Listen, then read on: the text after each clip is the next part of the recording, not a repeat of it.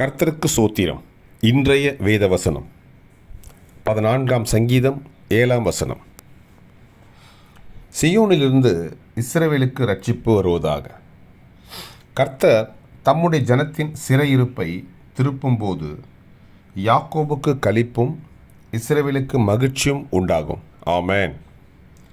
14 சங்கீதம் 7 சீயோனிலிருந்து இஸ்ரவேலுக்கு இரட்சிப்பு வருவதாக. கர்த்தர் தம்முடைய ஜனத்தின் சிறையிருப்பை திருப்பும்போது யாக்கோபுக்கு களிப்பும் இஸ்ரவேலுக்கு மகிழ்ச்சியும் உண்டாகும். ஆமென். கர்த்தர் உங்களை ஆசீர்வதிப்பாராக, உங்களோடு கூட இருப்பாராக. ஆமென்.